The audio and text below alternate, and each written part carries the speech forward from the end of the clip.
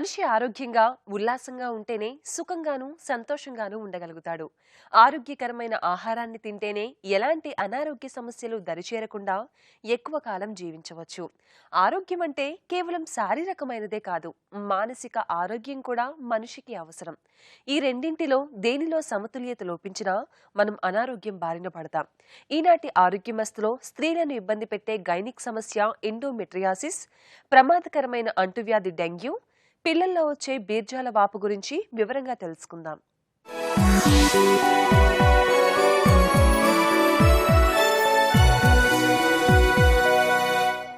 గర్భసంచిలో ఒక లైనింగ్ లాగా ఉండి ప్రతి నెల గర్భం దాల్చడానికి అనువుగా మందంగా తయారై గర్భం ధరించకపోతే నెలసరిలో స్రవించబడేదే ఎండోమెట్రియం.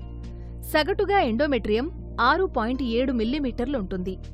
ఎండోమెట్రియం హార్మోన్ల అసమతుల్యత వలన పలుచగా తయారై సంతానలేమికి దారితీస్తుంది.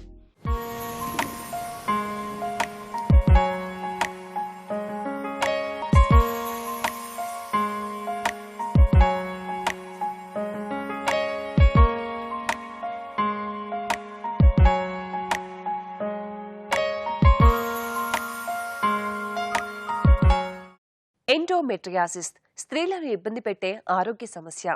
అది గర్భాశయ లోపలి కణజాలంలో తరచూ ఏర్పడే బాధాకరమైన రుగ్మత. 10% మంది స్త్రీలలో ఇది కనిపిస్తుంది. స్త్రీలలో ఇన్ఫెర్టిలిటీ సమస్యలు రావటానికి అదొక ముఖ్య కారణం. ఇన్ఫెర్టిలిటీ సమస్యలు ఎదుర్కొంటున్న వారిలో 30% నుండి 40% మందిలో ఈ సమస్య కనిపిస్తుంది. గర్భాశయంలో లైనింగ్గా ఉండే ఎండోమెట్రియం కొన్ని సందర్భాలలో నెలసర్లు ప్రారంభం కాని అమ్మాయిల్లో మెనోపాజ్ దశ తర్వాత కూడా గర్భాశయం బయట ఇతర అవయవాల చుట్టూ పెరగడం ప్రారంభిస్తుంది. ఇది జన్యుపరమైన కారణాలు, హార్మోన్ల అసమతౌల్యం, గర్భాశయ కణజాలంలో రుగ్మతల వల్ల రావచ్చు. ఈ సమస్య ట్యూబుల పనితీరు మీద, అండం విడుదల మీద తీవ్ర ప్రభావం చూపుతుంది. ఎండోమెట్రియాసిస్తో బాధపడుతున్న వారికి తప్పనిసరిగా చికిత్స అవసరమవుతుంది. వీరిలో ఐవీఎఫ్ చికిత్స 30 నుండి 40% వరకు ఫలవంతంగా ఉంటుంది. దానికి ముందు జీఎన్ఆర్హెచ్ ఇంజెక్షన్లు తీసుకోవడం వల్ల ఎంతో ఉపయోగం ఉంటుంది. క్రమం తప్పకుండా మందులు వాడాలి. చికిత్స తీసుకోవడం ఆలస్యమవడం వల్ల పరిస్థితులు మరింత దిగజారే ప్రమాదముంది. ఎండోమెట్రియోసిస్ అనే ఈ డిసీజ్ ఆడవాళ్లలో వారి సహనానికి, ఓర్పుకి పేషెన్స్గా చెప్పుకోవచ్చు. ఈ డిసీజ్ని ఇది ఆడవాళ్ల జీవనశైలి, వాళ్ళ క్వాలిటీ ఆఫ్ లైఫ్ని చాలా ఎఫెక్ట్ చేస్తూ ఉంటుంది. ఈ ఎండోమెట్రియోసిస్ అనేది నార్మల్గా ఋతుస్రావం అంటే మెన్సెస్ అనేది గర్భసంచిలో నుంచి బయటికి రావటం జరుగుతుంది. ఇదే ఋతుస్రావం కనుక పొట్టలో జరిగితే, అబ్డామిన్లో కడుపులో కనుక మెన్సెస్ అనేది ఎవ్రీ మంత్ పీరియడ్స్ వచ్చినట్లు, అదేవిధంగా మెన్సెస్ అనేది పొట్టలో కనుక జరిగితే దాన్ని ఎండోమెట్రియోసిస్ అని ఈజీగా వాడుకలో మనం ఈ విధంగా చెప్పుకోవటం జరుగుతుంది. సో అంటే మెన్సెస్కి సంబంధించిన ఏవైతే గ్లాండ్స్ ఉన్నాయో అవి గర్భసంచిలోనే కాకుండా గర్భసంచి బయట అంటే అండాశయం మీద, పేగుల మీద, దెన్ యూరినరీ బ్లాడర్ మీద, అట్లా వివిధ రకమైన పొట్టలో ఉన్న భాగాల మీద ఈ గ్రంథులు అనేది పెరుగుతాయి. ఎండోమెట్రియల్ గ్లాండ్స్ అనేది పెరిగి రొటీన్గా ఎప్పుడైతే హార్మోన్స్ వల్ల స్టిమ్యులేట్ అవుతుందో ఇవి కూడా హార్మోన్స్ ద్వారా ఎండోమెట్రియల్ గ్లాండ్ స్టిమ్యులేట్ అయ్యి మెన్స్ట్రుయేషన్ అనేది పొట్టలో జరగటం జరుగుతుంది. ఎండోమెట్రియం ఉండాల్సిన దానికంటే ఎక్కువ మందంగా ఉండడం, ఎక్కువ పలచగా ఉండడం వంటి సమస్యలతో పాటు ఫైబ్రాయిడ్, సిస్ట్, ఎండోమెట్రిక్ క్యాన్సర్ వంటి సమస్యలు తలెత్తుతాయి. ఈస్ట్రోజన్ లెవెల్స్ శరీరంలో దీర్ఘకాలికంగా ఉన్న, ఒక్క బిడ్డకు కూడా జన్మనివ్వని స్త్రీలలో, బ్రెస్ట్ క్యాన్సర్ వచ్చిన స్త్రీలకి, నెలసర్లు 9 ఏళ్ల కంటే ముందు మెనోపాజ్ దశకు లేటుగా చేరుకునే స్త్రీలలో, అధిక బరువున్న స్త్రీలలో ఎండోమెట్రియల్ క్యాన్సర్ వచ్చే ప్రమాదం ఎక్కువగా ఉంటుంది. అండాశయాల చుట్టూ పెరిగిన ఎండోమెట్రియం చుట్టూ రక్తం చేరి బ్రౌన్ కలర్లో కనిపించడం వలన వాటిని చాక్లెట్ సిస్ట్ అంటారు. ఎండోమెట్రియాసిస్ సమస్యతో బాధపడే వారిలో నెలసరిలో రక్తస్రావం ఎక్కువ కావడం, పొత్తికడుపు నొప్పి, కలయికలో నొప్పి, మూత్రం అదుపులో లేకపోవడం, అజీర్తి, అలసట వంటి లక్షణాలు కనిపిస్తాయి. ఈ లక్షణాలు కనిపిస్తే మందులు లేదా సర్జరీ తప్పనిసరి. ఇది తొలి దశల్లో అనేది ఎర్లీ స్టేజెస్లో డయాగ్నోస్ చేయటం అనేది ఒకసారి చాలా కష్టంగా ఉంటుంది. మెయిన్గా సిమ్టమ్స్ని బట్టి మనం ఎవాల్యుయేట్ చేసుకోవాలి. సివియర్ ముందు పెయిన్ లేకుండా సడన్గా కొన్ని మంత్స్ నుంచి పీరియడ్స్ టైంలో ఎక్కువగా పెయిన్ రావడం, లేదా బ్లీడింగ్ హెవీగా అవ్వడం, లేదా మోషన్కి వెళ్తున్నప్పుడు పెయిన్ అనిపించడం, ఇట్లాంటి సిమ్టమ్స్ ఉన్నప్పుడు మనం ఎండోమెట్రియోసిస్ ఉందా అని ఎవాల్యుయేట్ చేసుకోవాల్సి ఉంటుంది. వీళ్ళలో ముఖ్యంగా మనం ఐడెంటిఫై చేసేది చాక్లెట్ సిస్ వలన. చాక్లెట్ సిస్ అంటే ఏ విధంగా మెన్స్ట్రుయేషన్ అనేది యూట్రస్లో నుంచి బయటకు వస్తుందో అలాగే మెన్సెస్ అనేది పొట్టలో జరగటం వలన ఎక్కువగా కామన్గా ఓవరీస్లో ఈ మెన్స్ట్రుయేషన్ అనేది ఎక్కువగా ఎవ్రీ మంత్ జరిగి ఆ బ్లడ్ అనేది కలెక్ట్ అయ్యి చాక్లెట్ సిస్గా ఫామ్ అవుతుంది. సో అల్ట్రాసౌండ్ చేసి స్కాన్స్లో కనుక ఈ చాక్లెట్ సిస్ అనేవి కనిపిస్తే కనుక ఎండోమెట్రియోసిస్ అనే డిసీజ్ ఉందని నిర్ధారణకు రావడం జరుగుతుంది. చాలా సివియర్ పెయిన్తో బాధపడటం వలన కానీ లేదా చాక్లెట్ సిస్, ఎస్పెషల్లీ ఇన్ఫర్టిలిటీ ట్రీట్మెంట్ తీసుకుంటున్న వాళ్ళల్లో ఈ చాక్లెట్ సిస్ట్ అనేది 4 సెంటీమీటర్స్ సైజ్ కన్నా ఎక్కువ ఉంటే కనుక మన ఇన్ఫర్టిలిటీ ట్రీట్మెంట్ ఎఫెక్ట్ అవుతుంది కాబట్టి రిజల్ట్స్ పూర్గా ఉంటుంది. కాబట్టి అట్లాంటి వాళ్ళల్లో ఈ లాప్రోస్కోపిక్ సర్జరీ చేసి ఈ చాక్లెట్ సిస్ట్ అనేది మనం తీసేయవలసి ఉంటుంది. అదేవిధంగా సివియర్ పెయిన్తో బాధపడుతున్న వాళ్ళకి లాప్రోస్కోపీ చేసి అతుకుల్ని, లోపల ఉన్న అతుకుల్ని కనుక క్లియర్ చేసి ఆ ఎండోమెట్రియోసిస్ ఏదైతే ఉందో దాన్ని కోయాగులేట్ చేస్తే కనుక ఫల్గ్రేషన్ అంటాము, చేయటం వలన ఎండోమెట్రియోసిస్ అనేది యాక్టివిటీ కొంతవరకు తగ్గుతుంది. గర్భసంచిలో కణితి పెరిగిన ప్రదేశాన్ని బట్టి అనేక రకాలుగా విభజిస్తారు. ఈ క్యాన్సర్ లక్షణాలు కనిపించినప్పుడు పాప్ స్మియర్తో పాటు బయాప్సీ, హిస్టెరోస్కోపీ, అల్ట్రాసౌండ్ వంటి పరీక్షలు చేసి గర్భసంచికి ఏ సమస్య ఉంటుందో నిర్ధారిస్తారు. క్యాన్సర్ అనే నిర్ధారణ అయితే మాత్రం ప్రధానంగా సర్జరీ చేస్తారు. దశను బట్టి గర్భసంచిని, చుట్టూ ఉన్న లింఫ్ నాళాలను, అండాశయాలను తీసివేస్తారు. స్టేజ్ 1 కంటే ఎక్కువ దశ ఉంటే గర్భాశయాన్ని తీసివేశాక కీమోథెరపీలను దశను బట్టి ఎన్నిసార్లు ఇవ్వాలో నిర్ధారిస్తారు. వయసు పైబడే కొద్దీ ఈ క్యాన్సర్ వచ్చే రిస్క్ పెరుగుతుంది. పెల్విస్కు రేడియేషన్ థెరపీ తీసుకున్నవారు, హార్మోన్ థెరపీ ఎక్కువగా తీసుకున్నవారు, స్మోకింగ్ అలవాటున్నవారు తగిన పరీక్షలు చేయించుకుంటూ ఏవైనా లక్షణాలు కనిపిస్తే నిర్లక్ష్యం చేయకుండా ఉండడం చాలా మంచిది.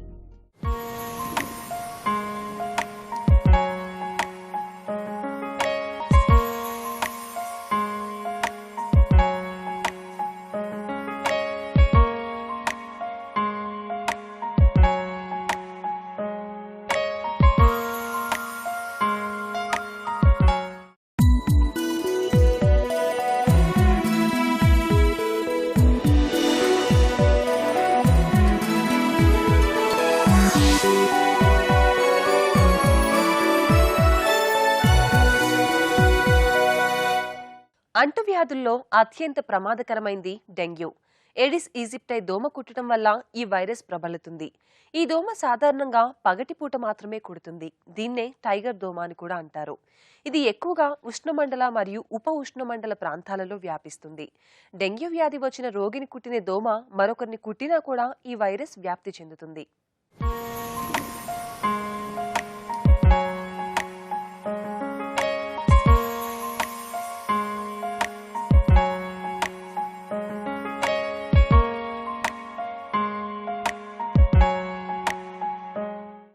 ప్రపంచంలో డెంగ్యూ వ్యాధి వల్ల ఏటా ఎంతో మంది ప్రాణాలు కోల్పోతున్నారు.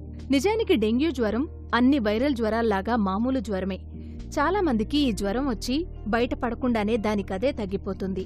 100 మందికి డెంగ్యూ జ్వరం బయటపడితే వారిలో ఒకరిని మాత్రమే ఆస్పత్రిలో చేర్చాల్సిన పరిస్థితి రావచ్చు. మొదట్లోనే కనుక్కుని సరైన వైద్యం చేస్తే డెంగ్యూ జ్వరం వల్ల ఎవరూ చనిపోరు. డెంగీ అనేది ఒక వైరస్కు సంబంధించిన జబ్బు, వైరల్ ఇన్ఫెక్షన్, డెంగీ ఫీవర్ అంటాం మనం. ఈ మధ్య కాలంలో లాస్ట్ ఒక 10-15 ఇయర్స్ నుంచే దీని గురించి మనం చాలా మన దేశంలో ఎక్కువగా వింటున్నాము. అంతకుముందు డెంగీ అంటే మనందరికీ చాలామందికి, మాకు డాక్టర్స్కి కూడా పుస్తకాల్లో తప్ప ఎప్పుడు చూసిన పరిస్థితి మాకు ఎదురు కాలేదు. ఈ లాస్ట్ డికేడ్ 10-12 సంవత్సరాల నుంచి ఈ డెంగీ గురించి మనం ఎక్కువగా వింటున్నాం అన్నమాట. ఇది వైరస్ జబ్బు. అంతకుముందు వేరే దేశాల్లో వచ్చేది, ఇప్పుడు మన దేశాన్ని కూడా ప్రబలింది. అంటే ఈ వైరస్ ఈ రోజులో ఇంటర్నేషనల్ ట్రావెలింగ్ చాలా ఎక్కువైంది కాబట్టి ఇన్ఫెక్షన్ ఒక కంట్రీలో వస్తే కనుక ఆ ఇన్ఫెక్షన్ వేరే కంట్రీకి చాలా తొందరగా వచ్చేస్తుంది, పాతకాలంలాగా కాకుండా. అది డెంగీ ఫీవర్ అన్నమాట, వైరల్ ఇన్ఫెక్షన్. ఈ డెంగీ వ్యాధి ఎవరికైనా రావచ్చు అండి. చిన్నపిల్లలకి రావచ్చు, పెద్దవాళ్ళకి రావచ్చు, ఆడవాళ్ళకి రావచ్చు, మగవాళ్ళకి రావచ్చు, ఎవరికైనా రావచ్చు. ఇది ఎట్లా వస్తుందంటే దోమ కాట వల్ల వస్తుంది. డెంగీ సంబంధించిన దోమ, ఈజిప్ట్ ఐడి అంటారు దీన్ని కామన్ లాంగ్వేజ్లో టైగర్ మస్కిటో అంటారు. టైగర్ మస్కిటో అంటే స్పెషల్గా ఆ దోమకి పైన ఒక చారల్లాగా ఉంటుంది, పులి చారల్లాగా ఉంటుంది. అందుకే దీని పేరు వాళ్ళు కూడా టైగర్ మస్కిటో అని అన్నారు. ఈ టైగర్ మస్కిటో పుట్టిన వాళ్ళకి ఈ డెంగీ వ్యాధి ప్రమాదం ఉంటుందన్నమాట. డెంగ్యూ లక్షణాలు అందరికీ ఒకేలా ఉండవు. దోమలు కుట్టిన తర్వాత 5 నుండి 8 రోజుల్లో వ్యాధి లక్షణాలు కనిపిస్తాయి. 101 నుండి 105 డిగ్రీల ఫారెన్హీట్ జ్వరం హఠాత్తుగా వస్తుంది. తీవ్రమైన తలనొప్పి, నడుము కింది భాగంలో తీవ్రమైన నొప్పి, కళ్ళు మండడం వంటి లక్షణాలుంటాయి. తీవ్రమైన ఒళ్ళు నొప్పులు, కడుపులో తిప్పడం, వాంతులు, కుడి ఉదర భాగం పైవైపున నొప్పి వస్తుంది. ఉష్ణోగ్రత పెరిగినప్పుడు తీవ్రంగా నీరసం, తల తిరగడం, ముక్కు నుంచి రక్తస్రావం, మల విసర్జన నల్లగా ఉండడం లాంటి లక్షణాలు కనిపిస్తాయి. కాబట్టి ఈ లక్షణాలు కనిపించిన వెంటనే సమీపంలోని హాస్పిటల్లో చూపించుకోవాలి. డెంగ్యూ జ్వరాలు జూలై నుండి డిసెంబర్ మాసాల్లో ఎక్కువగా వచ్చే అవకాశాలుంటాయి. ఈ సమయంలో విపరీతంగా ఒళ్ళునొప్పులు ఉంటే జ్వరాలన్నింటినీ డెంగ్యూ జ్వరంగా భావించి రక్త పరీక్ష చేయించడం మంచిది. ప్లేట్లెట్ సంఖ్య తగ్గి ఉంటే డెంగ్యూగా అనుమానించవచ్చు. అయితే ప్లేట్లెట్స్ తగ్గడం డెంగ్యూ మాత్రమే సోకినందువల్ల వచ్చే లక్షణం కాదు. వైరల్, మలేరియా లాంటి ఇతర వ్యాధులు సోకినప్పుడు కూడా ఈ సంఖ్య తగ్గొచ్చు. ప్రత్యేకమైన డెంగ్యూ నిర్ధారిత పరీక్షలు చేసి డెంగ్యూని నిర్ధారించాల్సి ఉంటుంది. 2వ దశలో, 3వ దశలో లక్షణాలు స్పష్టంగా ఉంటాయి కాబట్టి ఈ వ్యాధిని నిర్ధారించడం సులభం. ఈ డెంగ్యూ ఫీవర్కి రక్త పరీక్ష ముఖ్యం అండి. అంటే ఈ బ్లడ్ టెస్ట్ చేస్తేనే కానీ మనకు డెంగ్యూ ఉందా లేదా తెలియదు. దాంట్లో IgM ముఖ్యం, అంటే అక్యూట్గా వచ్చినప్పుడు IgM, తర్వాత IgG, తర్వాత NS1 యాంటీజెన్ ఒక టెస్ట్ చేస్తారు. అన్నిటికంటే ముఖ్యంగా NS1 ఎర్లీ స్టేజ్లో డిటెక్ట్ చేస్తుంది. ఈ డెంగీకి మీకు డౌట్ ఉన్నప్పుడు, ప్లేట్లెట్ తక్కువ ఉన్నప్పుడు, ఇలాంటి లక్షణాలు కనిపించినప్పుడు వెంటనే టెస్ట్ చేయించుకొని డెంగీ ఉంటే కనుక దానికి తగిన ట్రీట్మెంట్ తీసుకుంటే బాగుంటుంది. డెంగీ పరీక్ష చేసిన తర్వాత ఉంది అని నిర్ధారణ జరిగిన తర్వాత, కన్ఫర్మ్ అయిన తర్వాత, డయాగ్నోస్ అయిన తర్వాత పేషెంట్కి కంప్లీట్ బెడ్ రెస్ట్ ఇవ్వాలి. ఫీవర్గా ఉంటే కనుక పారాసిటమాల్ టాబ్లెట్స్, ఆస్పిరిన్ లాంటివి, పెయిన్ కిల్లర్స్ లాంటివి ఇవ్వకూడదండి. దాంతో బ్లీడింగ్ అయ్యే అవకాశం ఉంటుంది. సింపుల్ పారాసిటమాల్ అంటే మన ఇంట్లో అవైలబుల్ అయ్యే క్రోసినో, డోలోనో ఏదైనా ఇవ్వచ్చు. తర్వాత ఫీవర్ ఎక్కువగా ఉన్నప్పుడు కొంచెం కోల్డ్ స్పాంజింగ్, తడిగుడ్డుతో తొడవులు లాంటివి చేయాలి. ర్యాష్ ఒకవేళ కనిపిస్తే కనుక ప్లేట్లెట్ కౌంట్ ఎంత పడిపోతుందో, ఒకవేళ ప్లేట్లెట్ కౌంట్ తగ్గిందనుకోండి, రోజు ప్లేట్లెట్ కౌంట్ చెక్ చేసి డ్రాస్టిక్గా పడిపోతుంటే ఒక్కోసారి మన ప్లేట్లెట్లు ఇవ్వాల్సిన అవసరం కూడా వస్తుంది. 20,000, 10,000 అట్లా పడిపోయినప్పుడు మనం ప్లేట్లెట్ హాస్పిటల్ అడ్మిట్ చేసి ప్లేట్లెట్ ట్రాన్స్ఫ్యూజన్ కూడా ఇవ్వాల్సి వస్తుంది. ఈ డెంగీ వచ్చిన వాళ్ళకి ఈ ప్లేట్లెట్ లైఫ్ స్పాన్ తగ్గిపోతుంది, పుట్టిన వెంటనే చనిపోతుంటాయి. కాబట్టి ర్యాపిడ్గా కౌంట్ డౌన్ అయ్యే అవకాశం ఉంటుంది. అటువంటిప్పుడు మనం ఎన్ని ప్లేట్లెట్ ఇచ్చినా కూడా ఒక్కోసారి పెరగకపోవచ్చు. కాబట్టి ఇవన్నీ చాలా ముఖ్యమైన విషయాలు. ఎంత తొందరగా డాక్టర్ దగ్గరికి వెళ్ళి, హాస్పిటల్కి వెళ్ళి ట్రీట్మెంట్ చేసుకొని, పరీక్ష చేయించుకొని దాని బీపీ కంట్రోల్ చేసుకోవాలి. ఫ్లూయిడ్స్ ఎక్కువ ఇవ్వాలి. డెంగీ షాక్ సిండ్రోమ్లో ఫ్లూయిడ్స్ బీపీ డౌన్ అయిపోతుంది. ఫ్లూయిడ్స్, ఓరల్ ఫ్లూయిడ్స్ కానీ, ఇంట్రావీనస్ ఫ్లూయిడ్స్, సలైన్ లాంటివి కానీ ఇవ్వాల్సి వస్తుంది. రక్తపోటు బాగా పడిపోయినా, తీవ్రంగా వాంతులు చేసుకుంటూ నోటి ద్వారా ద్రవాలు తీసుకోవడం కష్టంగా ఉన్నా, ప్లేట్లెట్ల సంఖ్య 50,000 కన్నా తక్కువ స్థాయికి పడిపోయినా రోగిని ఆస్పత్రిలో చేర్చాల్సి వస్తుంది. జ్వరం తగ్గిన తరువాత 48 నుంచి 72 గంటలు రోగిని పరిశీలనలో ఉంచి రక్తంలో ప్లేట్లెట్ సంఖ్య క్రమంగా 50,000కు పెరిగే వరకు ఆస్పత్రిలోనే ఉంచాలి. ప్లేట్లెట్ కౌంట్ 30,000 కన్నా తగ్గినా, తీవ్రమైన రక్తస్రావం అవుతున్నా డెంగ్యూను నివారించడానికి ఇంకా వ్యాక్సిన్ కనిపెట్టడం జరగలేదు. అందువల్ల దీనికి ముందు జాగ్రత్త చర్యలే సరైన పరిష్కార మార్గం. ఈ దోమలు నీరు నిల్వ ఉండే ప్రాంతాల్లో ఎక్కువగా వృద్ధి చెందుతాయి. కాబట్టి నీరు నిల్వ ఉండే ప్రాంతాలను ఎప్పుడూ శుభ్రంగా ఉంచుకోవాలి. దోమతెరలు, నివారణ మందులు వాడి దోమకాటు నుండి విముక్తి పొందవచ్చు. కాబట్టి జ్వరం వచ్చినట్లు అనిపిస్తే వెంటనే వైద్యుని సంప్రదించాలి.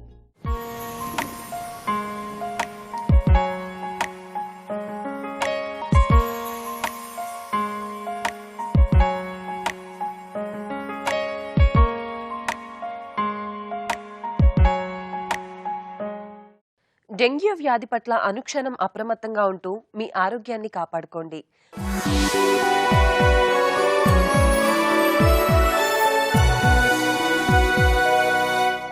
పిల్లల్లో సడన్ గా వాపుతో వచ్చే వృషణం నొప్పిని ఏమాత్రం నిర్లక్ష్యం చేయకూడదు.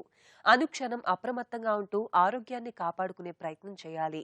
ఈ వృషణం నొప్పులకు సంబంధించిన మరింత సమాచారాన్ని ఇప్పుడు తెలుసుకుందాం.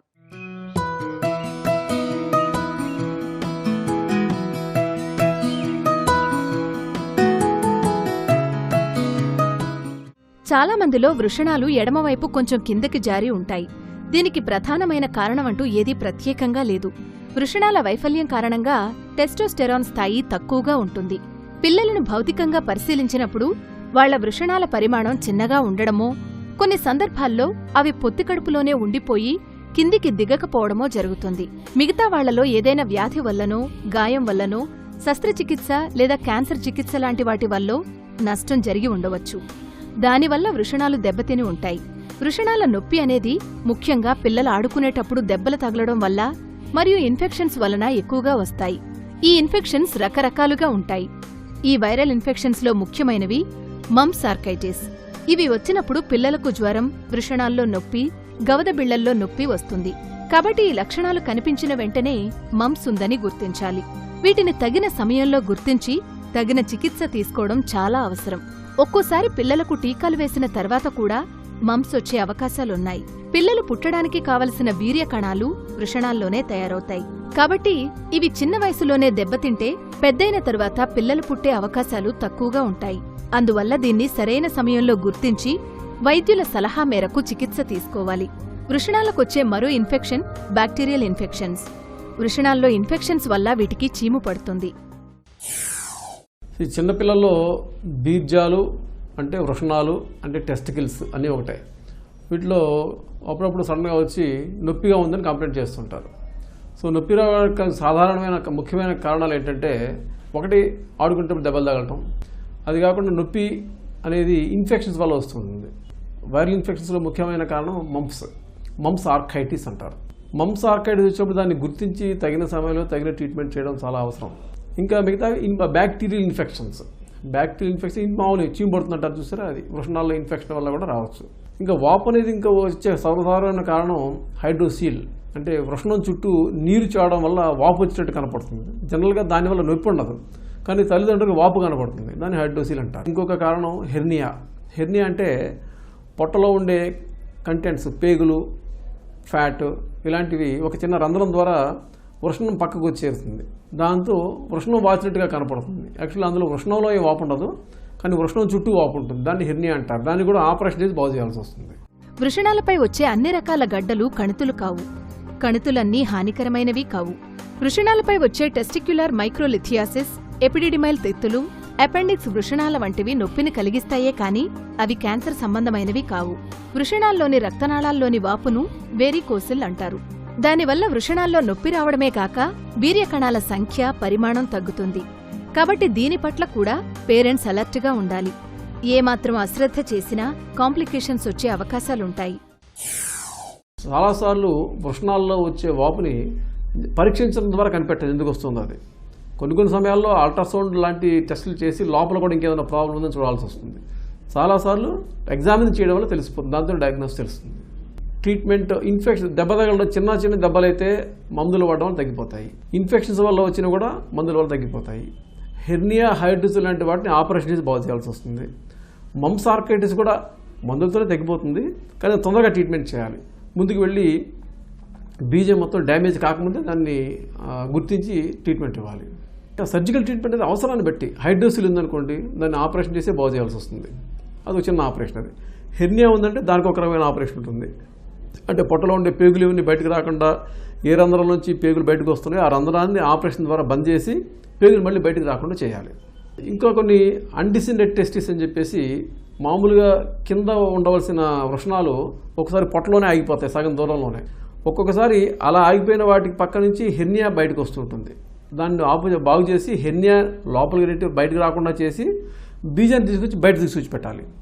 ఇది ఆపరేషన్ ద్వారానే సాధ్యమవుతుంది. సో అన్డిసెండెడ్ టెస్టిస్ అనేది ఉన్నప్పుడు నొప్పి ఉన్నా లేకపోయినా సరే గుర్తించి దాన్ని 1 సంవత్సరం లేదా 2 సంవత్సరాల మధ్యలో కిందకి తీసుకొచ్చి ఆపరేషన్ చేయడం తప్పనిసరిగా చేయాలి, లేదా డ్యామేజ్ అయిపోతుంది వృషణం.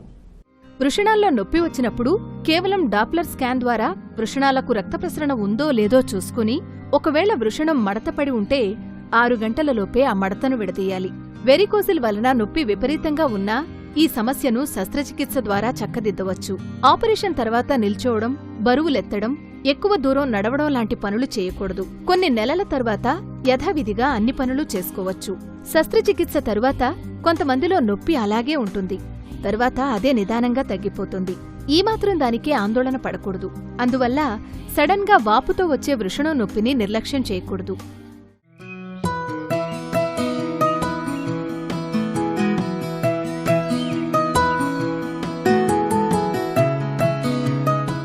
పిల్లలకు దెబ్బ తగిలినప్పుడు తల్లిదండ్రులు ఆ దెబ్బ యొక్క తీవ్రత ఎలా ఉంది, వృషణానికి దెబ్బ తగిలిందా లేదా పక్కనున్న మూత్రాశయానికి దెబ్బ తగిలిందా, అసలు ఎందుకు వాపు వచ్చింది అనే విషయాలు పరీక్ష చేసి తెలుసుకొని దానికి తగిన వైద్యం చేయించాలి. ఇదండి ఈనాటి ఆరోగ్యమస్తు. మరొక ఎపిసోడ్లో మరికొన్ని హెల్దీ టాపిక్స్తో మళ్ళీ కలుద్దాం. Stay healthy, be happy.